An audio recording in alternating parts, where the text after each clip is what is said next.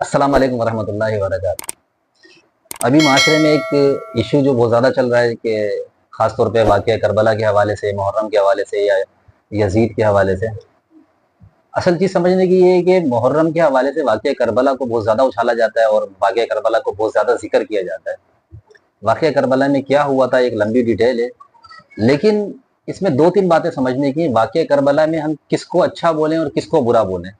لوگ کیا کرتے ہیں، یا تو کسی ایک سائڈ پہ آ کر اس کی تعریف کر رہے ہوتے ہیں یا پھر اس پر لعن طعن کر رہے ہوتے ہیں۔ یہ چیز غلط ہے۔ جہاں نبی علیہ السلام نے جس کی تعریف کی ہے، قرآن نے جس کی تعریف کی ہے، صحابہ کرام ہیں، تابعین ہیں، محدثین ہیں یا مومن لوگ ہیں، ان کی ہمیشہ تعریف ہی کرنی ہے، ان کے لیے دعائے خیر کرنی ہے۔ اور جو لوگ پکے منافق اور پکے کافر ہیں، جن کا قرآن و سنت سے ثابت ہے، یقیناً ان پہ بد دعائیں ہی کرنی ہیں۔ حسین رضی اللہ تعالیٰ عنہ کو شہید کیا گیا اور ایک اسلام کے لیے بڑا ایک خطرناک معاملہ تھا، اور اہل بیت میں سے تھے، یقیناً ان کے فضائل جنت کے سرداروں میں سے ہیں۔ نبی علیہ السلام نے ظاہر سی بات ہے جنت کی خوشخبری تو دی، لیکن جنت کے سردار بھی ہیں وہ لوگ۔ تو حسین رضی اللہ عنہ کو قتل کرنے والے لوگ کون تھے؟ محدثین کی جو کتابیں اٹھائیں، اہل سنت سے میں مخاطب ہوں، اور میں سنی عوام سے یہ کہنا چاہتا ہوں کہ سنی عوام میں جو شخص مشہور ہے کہ حسین رضی اللہ عنہ کو قتل کرنے والے یہ فلاں فلاں لوگ تھے، اور ان پر لعنت بھیجی جاتی ہے، ان کے اوپر کفر کے فتوے لگائے جاتے ہیں، ان کو جہنمی اور پتہ نہیں کیا کیا بولا جاتا ہے، یہ ساری باتیں اگر یہ باتیں ساری قرآن و سنت سے ثابت ہیں تو ٹھیک، اور اگر نہیں تو پھر ہم کسی ایسے شخص کو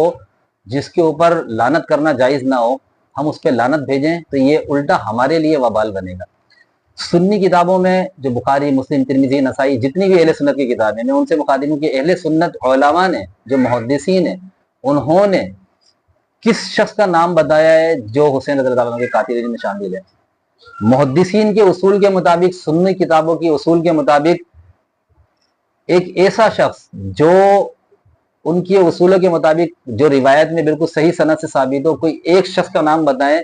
کہ میں یہ چاہتا ہوں کہ میں حسین رضی اللہ عنہ کے جو قاتل ہیں ان پر لعنت بھیجوں، ان کو برا سمجھوں، ان کو برا کہوں، اس لیے کہ ظاہر سی بات ہے انہوں نے اہل بیت کو شہید کیا۔ اور میں یہ کہتا ہوں کہ جس شخص نے حسین رضی اللہ عنہ کو قتل کیا وہ شخص لعنتی ہے۔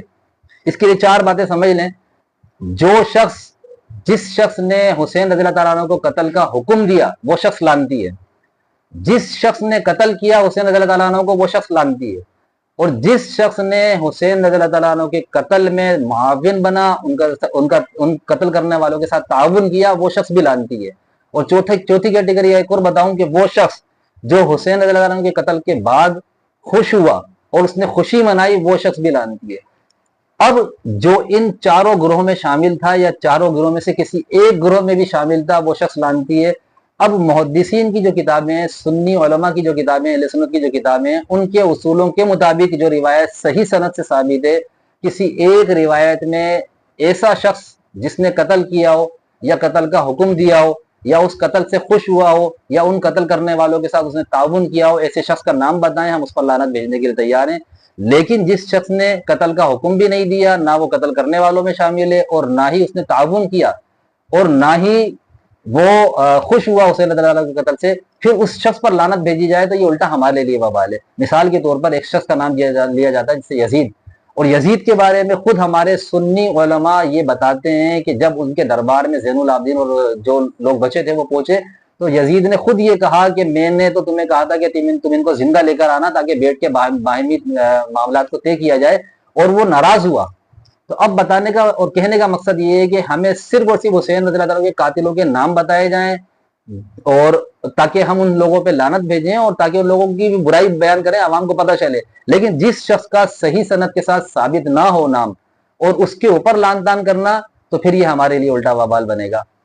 تو بس اس چیز کو ذہن میں رکھیں، ہم اپنے آپ کو سنی کہتے ہیں، کوئی بھی حنفی، شافعی، مالکی، حنبلی، کوئی بھی کسی بھی گروہ سے، سنی گروہ سے تعلق رکھنے والا کوئی بھی شخص ہو، کوئی بھی جماعت ہو، اب اس کے لیے ضروری ہے کہ وہ دلیل انہی کتابوں کو بنائے گا جو سنی علماء کی ہیں، اور دلیل انہی چیزوں کو بنائے گا جو محدثین نے جس طرح جرح کی ہے، جرح کرنے والے بھی محدثین اہل سنت میں سے ہوں اور اس کی تصحیح کرنے والے محدثین بھی اہل سنت میں سے ہوں۔ تو وہ لوگ اگر اس کی تصحیح کریں گے اور وہی لوگ اگر اس کو ضعیف بولیں گے تو پھر انہی کے اصولوں کو مانا جائے گا۔ ان کے اصولوں کے مطابق اگر کوئی شخص